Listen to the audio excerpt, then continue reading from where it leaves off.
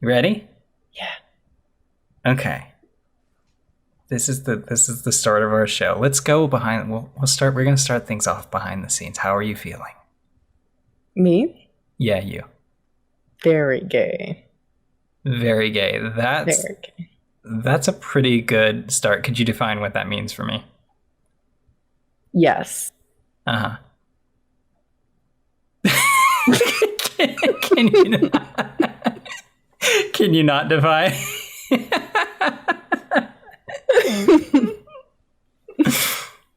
That's just it. That's it. Yeah. That's the experience. That's the gay agenda right there. It's I love coursing it. through my veins. Every episode of this podcast is one step closer to achieving the gay agenda. Uh-huh. Homophobes better be scared because I'm coming for their bag, their house, their car. I'm going to be standing in their driveway in the middle of the night. It's going to be like 2 a.m. and then their automatic outdoor light is going to turn on. Like their motion sensor light's going to turn on. That's the word, not automatic light. Fuck. Their motion sensor is going to go off and they're going to be like, Jimmy, someone's in the driveway. And it's going to be me. What are you I'm going to gonna- ruin the traditional family with the gay agenda. What are you gonna do? Are you just standing there? I'm just going to stand there. That's all you have to do. You just have to exist. It scares them. They see you walking down the street and they're afraid. Uh-huh. Yeah. This is much more intense than I thought. Then I'm it going to was steal gonna their be. wives. Uh-huh. We had originally talked about this show. Well, I'm gonna go behind the scenes because I feel like this is important.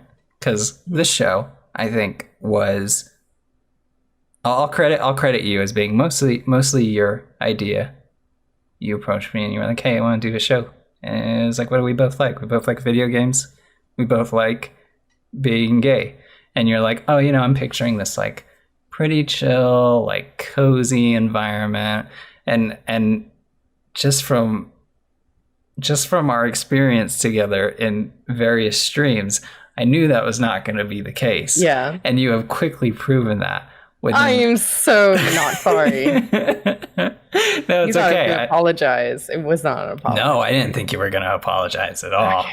No, That's great. I think it's solid. I'm just, if anything, this is like affirming to me because it is so chaotic. It's so, Yeah. I have no idea what you were just talking about.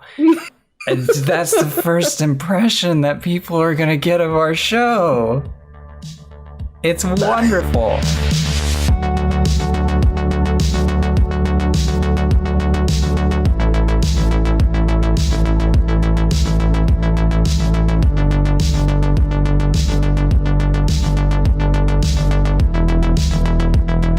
You're just going to hang out here, I guess. Piper's gonna be a part of the podcast. Yeah. She's a part of podcast history. In this, our first episode of Arcade Cuties. Hi, I'm Justin. And I'm Nyreen. There we go. Welcome to Arcade Cuties. It's a show about playing video games, enjoying them, and also being gay. It's about video gaming. It's a pun. Emphasis on the gay. Do we want to introduce ourselves first? We said our names, but like, who are we? I guess we're both variety streamers on Twitch. I play a lot of spooky games and cute games. Nyreen, what do you do? Tell me, what do you do on the Twitch? I play honestly anything I feel like playing. It doesn't really matter. Scary games, cozy games, a lot of indie games. I've recently got really into platformers. Yeah. And also do just chatting a lot. Mm-hmm. So mostly that. Just Yeah. hanging out with the community. It's very fun. I use they them pronouns and am non-binary. Fairly new to that scene, admittedly. I've been out to my friends for quite some time, but I think with that last year, like early pandemic, is when I had my, huge like fuck it moment, and then went public on all social media and stuff. So yeah, this is a show that is inclusive and about the gay agenda. I think it's what we have established in a previous take of this intro. Every episode of this is just pushing the gay agenda. You listen to this, you're supporting the gay agenda. There we go. That works. So for this first episode, we're going to talk a little bit about, our own personal history with video games and stuff, because this is our show, and we would just want to, I don't know, I feel like our audiences are already, they pretty much know each other already, but like this is for everybody else who has been like super supportive already just from us launching the show, which is kind of wild. I don't think did we do your pronouns? I don't think we have yet. No, we didn't. Okay. So I am also non-binary. I use they, them pronouns exclusively. No she, they, only they, them. I'm just putting that out there. I've been out for relatively longish time. Gosh. Oh, I'm just trying to think. When did I realize I was gay? Oh, that's a big question. Is that our first topic? Oh, I don't know. We could talk about that a little bit. I don't see why not. Yeah. I think I first realized that I was queer when I was like 18. Yeah, I was like 18 or 17, and I was playing Mass Effect. And I was playing as FemShep because I was like, hell yeah. I think it was also one of the first games where I had the option to play as a woman, like a femme person. So I was like, fuck yeah, I'm going to do that. Jennifer Hale, great voice actress. My gosh, chef's kiss. She's super nice. Oh, that's so good. I don't think I have a picture because they charge at like conventions and stuff, but it's like so expensive. It's not worth it. I will take your word for it. I trust you. It was like midway through the game, and like you have the romance interests, right? And there's like Caden, of course, who I thought was and no offense to folks who romance Caden, I was just like not into Caden at all. I was like, no, I'm not gonna romance Caden. Garrus wasn't an option, so I was like, that's no okay. And then I think I was like midway through the game when Liara came up to me and confessed her feelings to me, and I went, huh, yes. Oh, I'm gay. So it was literally video games that like made it click for you. Yeah. I think I had questioned it before when I was like in my teens, but I was like, it was like a struggle, right? I'm not going to get super into it. It was just a struggle. So like, I think I repressed it. And then when I was 18, I went, yeah, I'm gay. And like, that was it. That was it, So I realized I was pansexual when I was 18. And then when I was 21, I came out as non-binary and started using they, them pronouns at first to friends. And then just, from there, that's just every space I occupy. I'm like, hi, I'm gay. And if you have a problem with it, that's a personal problem. I'm not going to help you work through that. It's not my problem. Yeah. No, I don't think it's not your responsibility to. So, I mean, that works. How did you get into streaming? I first got into streaming actually, oh my God. I was 20, so this is 7 years ago. I wasn't streaming on my own. I was co-streaming with a friend at the time, and we were actually trying to launch something together, and then they got really like weird about it, and then I pulled out of it, and I was like, I don't want to do this anymore. And then it just kind of put me off from streaming for a bit. And then when I started streaming like on my own was April 15th last year during the pandemic. So like a couple months into the pandemic, March, April, a month into the pandemic. At the time, I can count. at this point. No, it's fine. I can it's all count. Good. a month into the pandemic, I was just like, fuck it. I'm just gonna start streaming. Whatever. I like playing Mhm. video games. I could sit there and I could play video games. And maybe I'll make new friends through it. And I have, which is incredible. Uh, Mhm. yeah. I've been a lot of really sweet people like you. Ah, that's too Yeah. nice. That's too Yeah. sweet. So yeah. I started streaming like myself Mhm. April 15th of last year. That's coming up Mhm. soon. That's in 9 days. Yeah. Uh-oh. So I can get into like my creative stuff before Oh yeah. streaming, and then I guess we can get into how you touched on it already, Yeah, but a it little was like bit. so I Yeah, tell me. I had want to know. I want to know. I've been doing creative stuff forever now. Starting like in high school, I really wanted to have like a YouTube channel, and so I mean even before that, I was recording like daily vlogs for Tumblr, just being like, Really? yeah, just me in front of like a really crappy webcam, being like, hey, this was my day. How are y'all? Just Does that that still kind of. exist? Don't No, say no, yes I or don't no. think so. Okay. No, I Deleted think it. that channel, that profile, I think has been deleted forever now. Um, and then from that, I kind of adapted to vlogging on the go, which, during high school and first couple years of university, like alternated between like, this is what we're doing today. I did like a handful of challenge videos. I did like story time type stuff. Um, I did a couple of singing videos. Uh, and Really? yeah, no, you can't find those. Those are gone. Oh. Yeah, most of those are. I mean, the channel itself is still there, but it is much trimmed down from what it Mm-hmm. was originally. Um, and then I started doing, let's play stuff. I started out by myself, and then my friend Jerry got on board with it, and then I moved, started streaming while I was living with my parents. Because Jess, who also does stuff with me sometimes, was like, "Hey, you should play Kingdom Hearts," and I was like, "I'm only ever going to play that if I don't have to edit Kingdom Hearts videos," and so I started streaming them.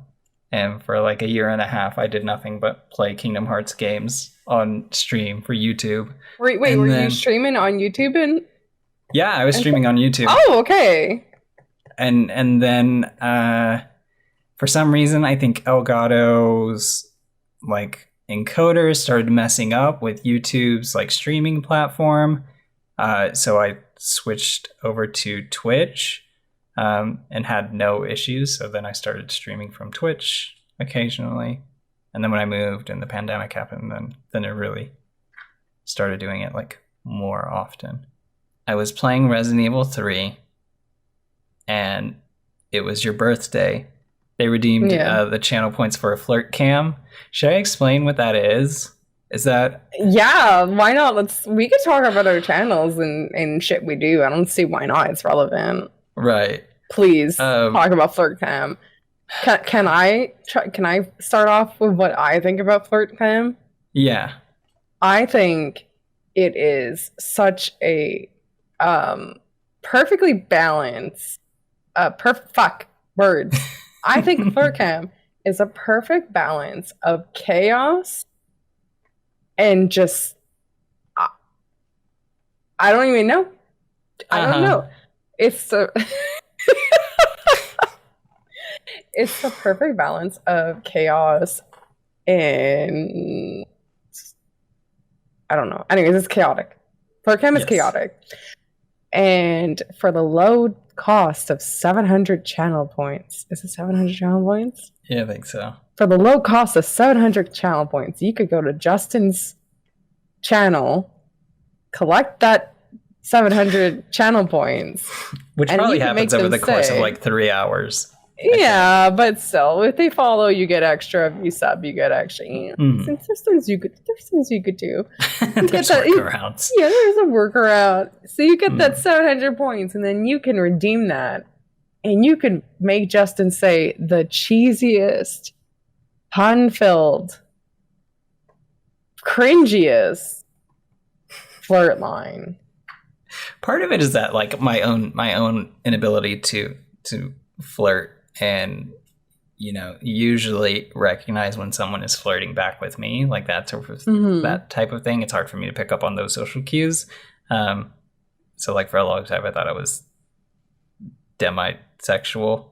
Just and I don't know, I just assume everybody's being nice to me. I don't even remember honestly what sparked the idea for the flirt cam.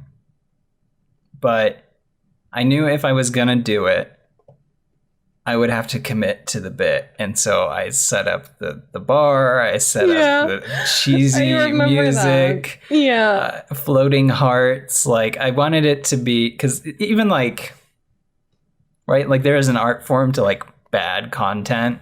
And so I don't think that's bad content though. Right, but like if you weren't in on the joke, I guess it would seem like cringy, I guess, right? I don't think so. I think it's funny, but like I'm probably a little bit biased because I think you're funny as hell. But like anybody I know that interacts with that feature on your channel thinks it's fucking hilarious. I have actually never seen a creator do flirt cam before you. You're the first creator that I've seen have a channel redemption like that. Yeah. And I think the first time I saw it was like when I got sent the clip of you saying happy birthday to me.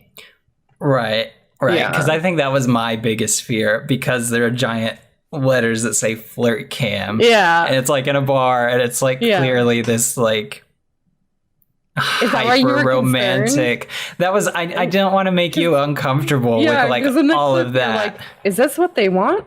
Is it? Yeah. Is this okay? I'm gonna have to play that clip in the when I'm editing. You absolutely should. Is this what they want? Is this what they want? What the fuck is? Happy birthday! I forgot. Welcome to the bar. What are we doing at a bar in the middle of a pandemic? I don't know. We're celebrating your birthday though. So like, let's have a good one at least. Here's to you. Cheers. I brought my own glass to the bar because I'm not risking it. But you know, happy birthday. Happy birthday. Have a fun one.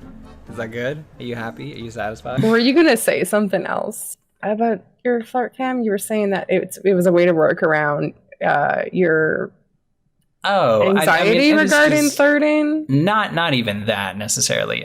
Because I think it was probably like some game like Undertale that had flirting in it, and my delivery not being great, and I was like, this is funny. Like hearing flirts go wrong is very funny, so I think I should lean into that. And if I do that, I'm gonna go all out because it'll just with the whole setup, right? And so I guess it's nice to hear that it doesn't. It's funny. Doesn't come off as like. No, I mean you're talking to me too, so I mean like I don't think it sounds weird at all or anything. But yeah, so it did that, recorded the birthday flirt cam. I think I'd also had like a couple of like glasses of wine at that point, so it was just like yeah, because I had it in the videos.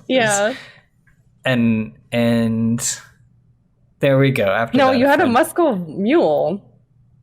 I'm pretty sure you had a Muscle Mule. No, that was the Fall Guys stream. No, I remember that because you got really angry, but I swear you had like a Dark and Stormy or something. It was not wine. It looked like whiskey. I don't know why I remember that. I can't afford whiskey, so it wasn't. Is whiskey more expensive there? Probably, yeah. Oh, no. Because here you got that, like, because it's like a show off thing, right? For like Oh, Texas, like like Johnny Walker or something. yeah, it's like a machismo thing. Okay. That initial flirt cam, I think, is what solidified like any of our future interactions, right? Yeah. Like my flirt cam and your reaction to that. Mm-hmm. Yeah, so we've worked together before for like charitable causes, raised money together, played games together. Very Among Us. very chaotic. Very chaotic, streams. yes. Multiple like Oh my gosh, yes. 10+ hour streams. Oh yeah, like not even intentionally. Because the first one I think we did like Night in the Woods. we played Night in the Woods. That was 14 hours. Was that one 14 hours? Yeah, that was 14 hours. And then we did a part 2 to that. Which was 10 hours. 10. Okay. Unintentionally. Then we did Soma, which was like 8. Yeah. It started as part of that second charity stream or that fundraising stream. And then I think we picked it up afterwards. Yeah. So we've done all kinds of stuff together. Yeah. And then the Christmas event you organized. Yeah, that was neat. I'd like to do it again. Mm-hmm. And maybe make it like another charity or fundraising event. I think that'd be cool. Yeah, that would be a really good idea. So yeah, we know each other pretty well at this point, I guess. Is the main point. We're just chatting. We're just having fun. I think we finally hit that cozy vibe that we're looking for. But yeah. Nyreen pitched this to me. It could get chaotic at any time. It could, yeah. Unpredictable. There's room for it, for sure. So yeah, you approached me with saying that you wanted to do another thing, like another I wanted to do a podcast project, and this is what we landed on. I wanted to do this with you because I felt like you're just very easy to talk to. And then I felt like from our interactions that like I didn't have like so much energy taken away from me. Like it just felt easy and that we kind of bounce off of each other really well. Not to sound like full of myself or something that. That's why we we tried to record this. Like we tried to record our intro like 7 times. We'll have bloopers and stuff, but yeah, it was a good chaotic time. Yeah, I mean, I think there's a lot of anxiety in general when you're starting something new. But folks have been very kind and supportive already. Oh, yeah, so supportive. Like, it's incredible, and I'm incredibly thankful for, like, our communities, and it's also the new folks that we're meeting through this. I don't know, it's just nice. And hi, thanks for the support, and we appreciate you. Okay, so we've talked about our identities, our pronouns, and we talked about our streaming credentials, essentially. Yeah. Tell me, have you always been into video gaming? I mean, obviously, like that's why we started the show. But where does it start? Oh my god. I mean, oh my god. This is my thing. Is that like I always feel like I remember things being older, but I was actually much younger. And then, like, you know, like childhood memories get a little bit cloudy at a certain point and like mix up and shit. I think the first console, I think that for the first console I played on was like the Super Nintendo. My gosh, I don't even know how old I was. Like maybe 7.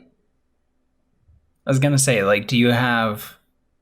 Are you relying on like memories of playing it or like pictures of? So like, I have pictures of me playing on it? Yes, I actually do have pictures of it playing, of me playing on it, and you just jogged up that memory. I have a picture of me when I was like maybe 5, actually, with my dad actually playing probably Teenage Mutant Ninja Turtles or Kirby.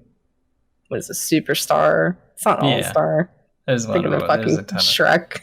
It's Superstar, so I think. But like, it's really funny Oh my gosh. Maybe I could try and find that picture. My mom might have it. Mm-hmm. I say that because I know that my mom has pictures of me, like probably even like 3 or 4, right? Yeah, you're a BB. Sitting in like an overstuffed chair with like a Super Nintendo controller in my hand. I have memory of that. Yeah, I was probably like 5.5, I was between 5 to 6 at the youngest. Right. Because I was still very blonde. I was like super blonde. Oh my gosh, I forgot that was a picture. I'll ask my mom if she has it. Yeah, I think I'm gonna say it was 5 to 6 when I first started playing video games, and it was actually because my dad liked playing video games. He got my brothers and I into it. Yeah, I think that's kind of similar to my experience. My dad always seemed to be the one to like buy consoles and stuff, usually like for himself, and then it eventually get passed on to us or whatever. So I do remember having the Super Nintendo. I remember him having a PS1. I do not know how we acquired games or anything like that, but I do have a lot of memories of either going to like cousins' houses or like, family friends or babysitters, like that type of thing, and playing a host of games, with Super Nintendo like standing out the most or being the most played. But yeah, I've always loved Nintendo and Sony as a result of that, I guess. The 3 most memorable consoles for me growing up were the Super Nintendo, absolutely, the Sega Dreamcast, and the PlayStation. I played a shit ton of Sega Dreamcast too, actually. That was my brother's though, because my older brother got into video games, and then he's older, so he started to get in them. I never played a Sega.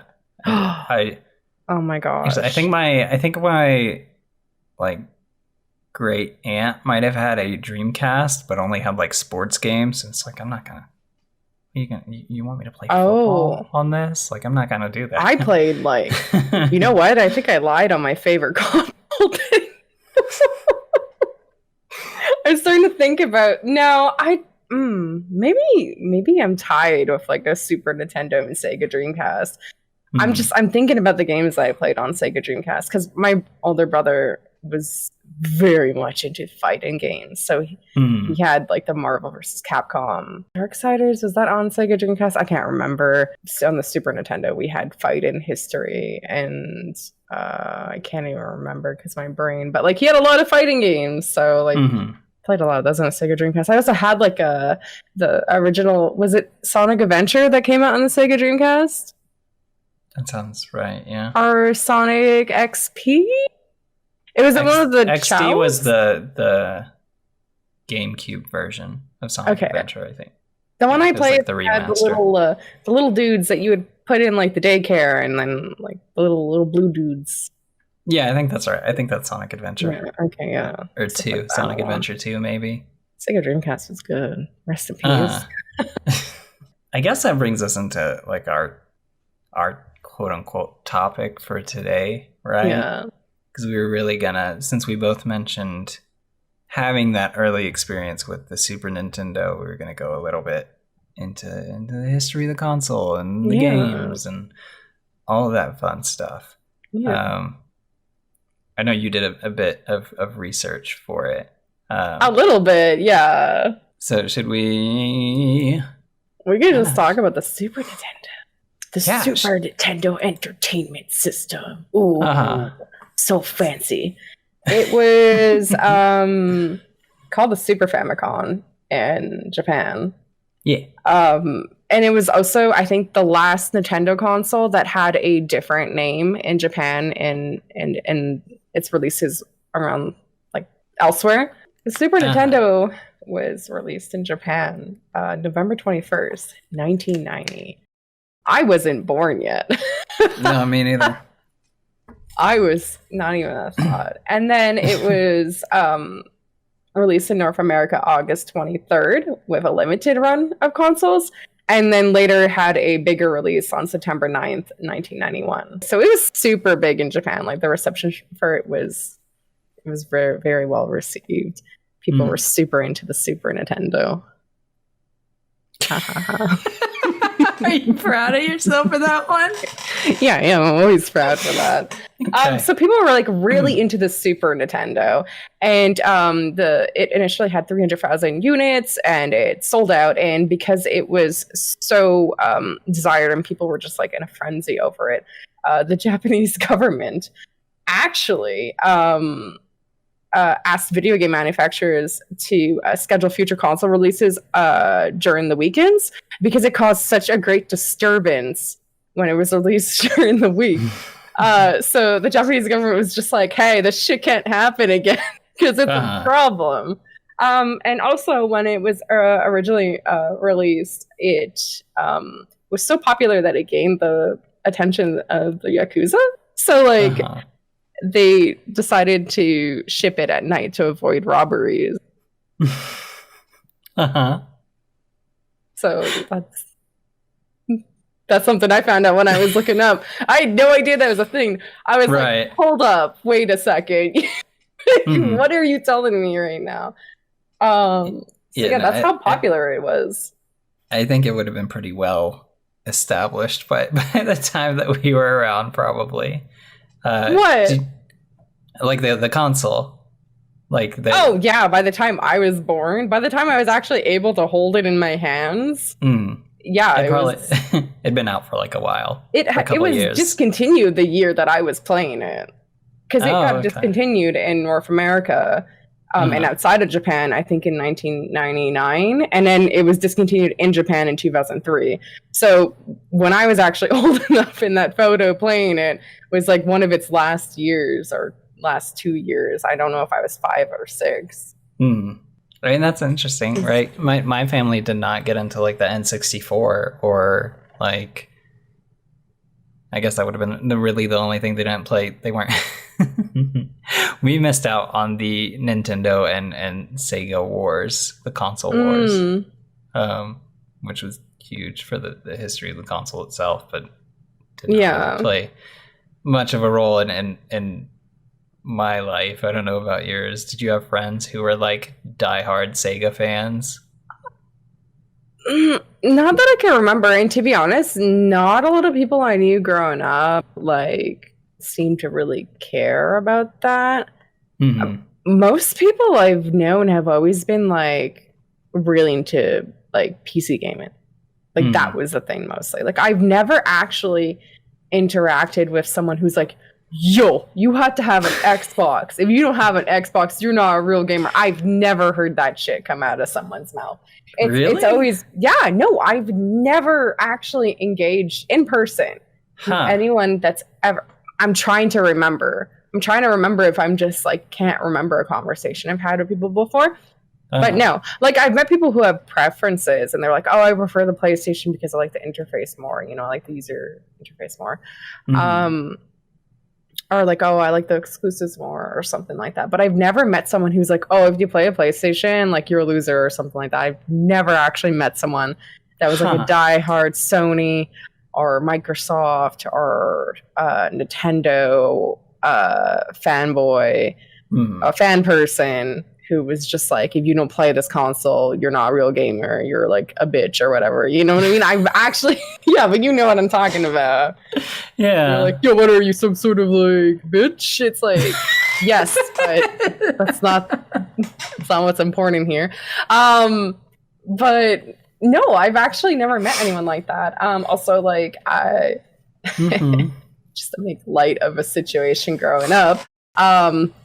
I had someone in the family that thought that they could buy my love. So like I kind of grew up with like a couple of consoles at a time. So like I guess I never developed that myself.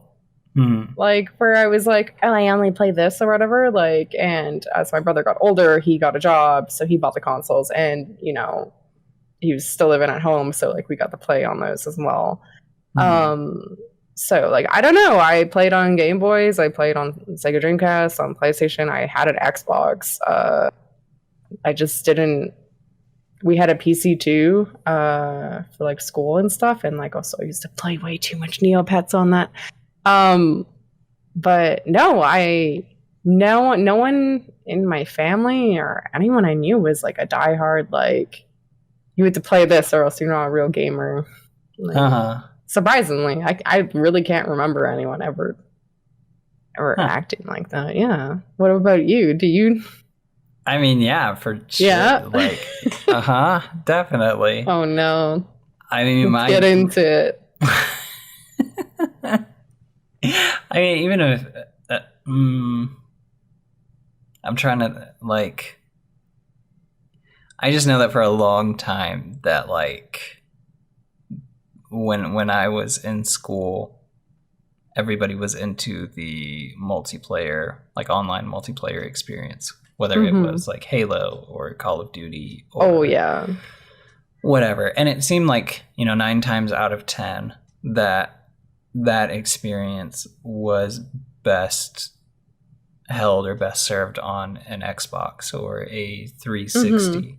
I mean, I played PS2 forever. I like, so I missed out on a lot of that, mostly because we couldn't like afford like newer consoles and stuff. And so when I got a PS3, I mean, the online multiplayer is free, but I'd been so used to like doing, solo campaign stuff on older consoles that it just never, like I usually don't play online multiplayer games. Especially because so many of them were like first person shooters and stuff at the time, which I'm just not good at. Oh my gosh, I could talk about that. I'm gonna say definitely growing up, like I'm gonna say my teens, the Xbox and Xbox 360 were my favorite consoles for sure. I played so much Gears of War and Halo, and I think I played Phantasy Star Online as well quite often, and I would play multiplayer, so I was exposed to right. a lot of stuff online. I can tell you.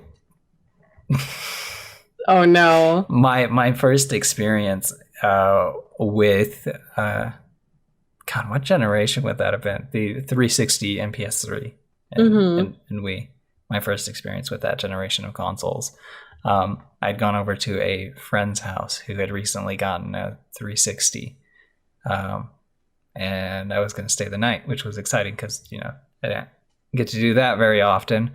So I was excited to, just hang out with a friend, play video games, eat junk food, all of that stuff. And he put in, his parents were super cool. So they let him get Dead Rising, which I think was like a launch title with the 360. I hadn't played an Xbox before, so I didn't like how the 360 controller felt in my hand. It felt weird, and I wasn't like particularly good at it. But because it was like the first generation to use HD, he didn't have an HD TV, so he had to use the component cables. I don't know if you've ever tried to play Dead Rising with component cables before, but the text is so small, like for menus and subtitles, that it like oh my gosh, oh no, it's so rough. But I was still like, outside of that, I was like so blown away by just like, the number of enemies on screen and stuff that I didn't. I watched him play Dead Rising for hours, and then I think we watched The Hangover afterwards, and then he passed out. But it was just, and then the next day he woke up and I was like, "Hey, do you want to keep playing Dead Rising? Like, because I just want to keep watching this." Yeah, I completely forgot about component cables. I forgot that those were a thing. Yeah, because you're talking about the red, yellow, and white ones, right? Right. Yeah. Oh my god, do you remember what their name was? Not even not XLR. That's the audio format. But for the Super Nintendo, it was the one that like you had to screw into the back of the TV. Yeah. Like a like an antenna or a VCR. If you had a VCR, you could do that. Yeah. Too. Yeah, I had a VCR. Oh my god. Ours had like, it was a box, and then it had the one that went into the TV, but it also had one on the side, so you could do both. It was multi-purpose. Everybody's gonna know we're boomers now. Not even because we can't name that part. I think that's what sets that's the difference. It sets us apart. Oh my gosh, can't do this. Uh-huh. I mean, that's great though. So it's like one of like your most like memorable moments with the console. Being introduced to Kinda one stands out. Being introduced to it. Sure. I mean, yeah, I think that's probably the first time I was ever like blown away by a console, probably, which was a very neat experience. Because I mean, before you don't think about it, right? Like, you have a Game Boy. I had a Game Boy Micro, which was very cool. I don't know if you've seen those before. They're super tiny. I'll send you pictures afterwards. But they had like, you could take the faceplate off of it and customize it. It was very neat. It was like less than half the size of a Game Boy SP. You talking about that made me think of just like a really, really clear like super clear memory that I have of the Xbox playing on that for the first time with my older brother. Like I played like the Super Nintendo. That was like my first console I was on when I was like 5 or 6, right? And like I have a lot of really good memories with that. Like I used to play it a lot with my friends, and we used to rent a place like in Plattsburgh, and I'd go up there and we'd bring it with us, and I have like a lot of memories of playing it there. But I think like even though that was the first console I played and definitely a favorite, there's like, I just have this memory playing on the Xbox for the first time. It was Halo, and Halo was a fucking big deal.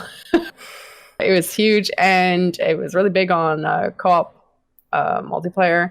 I just remember my brother was like, hey, do you want to play this game with me? It's like co-op multiplayer. And I was like, yeah, sure, why not? And I sat down and I played Halo with him, and like, I don't remember most of the game, to be honest, like, but I just remember playing through it with him and it being like one of the best gaming experiences I had. And I just remember that. And I think that's like what super kick-started my interest in video games, was sitting down and having like that moment with my brother where we played co-op. And then from then on, like every Halo that came out afterwards, we played together. Except for 4, because at that time he was not living with us anymore. But yeah, I don't know. Halo was a big deal when it came out. It was good. I'm just thinking about it now, and I think Cortana was an awakening for me, but I didn't know I was gay. Oh yeah. That's Master Chief's computer companion wife? Yeah. Okay. Well, Cortana is Catherine's, basically. So the lady who created the Spartans created the AI and modeled it after herself. So that's why Cortana took a liking to Master Chief, because Catherine was biased and preferred him over the other Spartans. From what I remember. Is this a fanfic? No, this is not a fanfic. Are you sure? I'm Googling it right now. Oh my gosh. Fuck you, Justin. Anyway, I think those experiences are like what gets people into gaming, right? Whether it's like a technological realization or just like, deeply emotional, whether it's like with friends or family. Because like when you're little, you don't think about it, right? It's just like a new console. If you get one for Christmas, the exciting thing is that like it's a new thing, not necessarily that like, oh, the graphics are so much better and stuff like that. Like some of the games that I played as a kid were just like, terrible, but it didn't really matter because it was just fun. Yeah. I want to confirm that what I said is true. It states here, according to her backstory, Cortana was constructed from the clone brain of Dr. I'm over here having an emotional, well thought out point about gaming. My brain hyper focused on this, and I do not know what you just said to me, and I'm so sorry. I'm really sorry. Confirming lore facts for a game that I've never played. I didn't know we were going to put it in the podcast. I don't even know what Cortana looks like. She's a hot blue AI lady. That's all you need to know.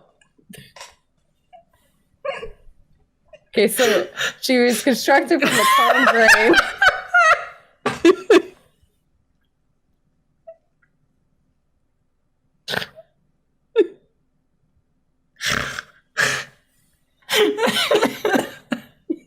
Is there anything else that you think we should touch on? Cortana was constructed from the clone brain of Dr. Catherine Halsey, the creator of the Spartan 2 Super Soldier Project.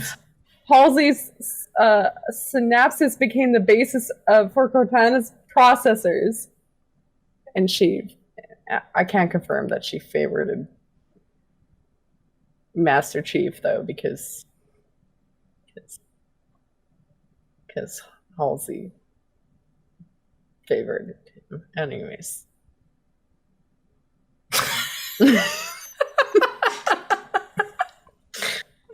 Oh, I really want to play Halo now. Is it gay? Sarah Palmer has very strong lesbian vibes. But she comes in Halo 4, and she's voiced by Jennifer Hale, actually. Master Chief's straight as hell. The point is... Video games made us gay. Uh-huh. How many people are going to get angry when they hear that? Many. So many people. Uh-huh. If you play video games, you're gay. You're gay. I make the rules now. Anyways, I guess we should have a closing thing. Yeah. Okay. That was the... You don't want to hear about Cortana more? I got the whole Wikipedia up. Anyways, I will hi. close it.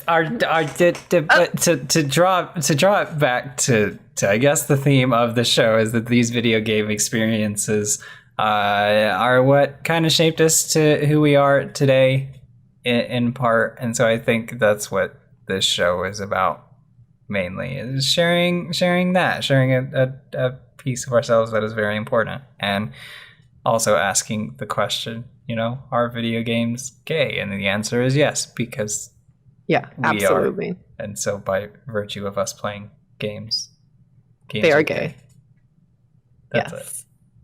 And thank you for listening. Yeah, is that our first episode? Is that it? Yeah. Is that how we do? Yeah, it's done. Cool. Now I don't talk to you for 2 weeks. Yeah, no. Okay, bye. Bye.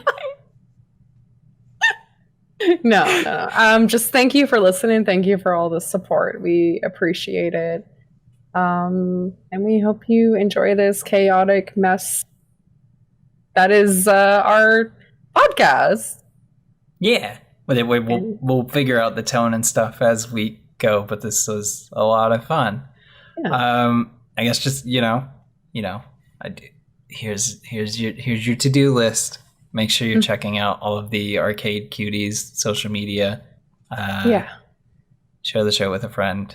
You can find the video version on YouTube. The podcast version is everywhere. Pretty much Anchor, Spotify, Apple, all that good stuff. Where can people find your content creator things, Nyreen? It is a mystery. Oh, no. I am a mystery. You could find me on Twitter and Twitch as Nyreen _. I'm also participating in a charity D&D campaign right now that is DN'd by Wes. You can find everything about that on our Twitter. It's Jinkies campaign.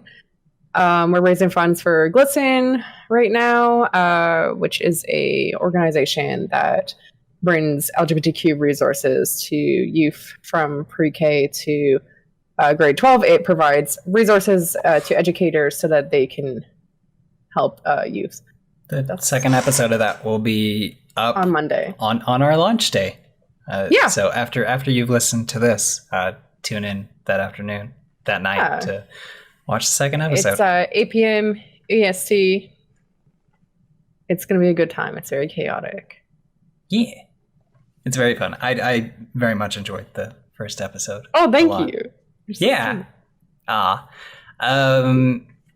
You can find my stuff at Justin M on Twitch, or just Justin Martinez on Twitter, pretty much everywhere else. I also have another podcast. I have 2 podcasts. I just follow my social media. You'll get there eventually. But yeah, I think that'll do it for us here today. We need a closing. Yeah. I don't know what to say. It's just like the catchphrase all over again. Mm-hmm. Mm-hmm. I'm too much of a Zembo. From your 2 favorite Ninthembos, Nintengo. I'm telling you, it still sounds. For fuck's sakes, are you gay there? Vote in your local election. In your next local elections, vote for me.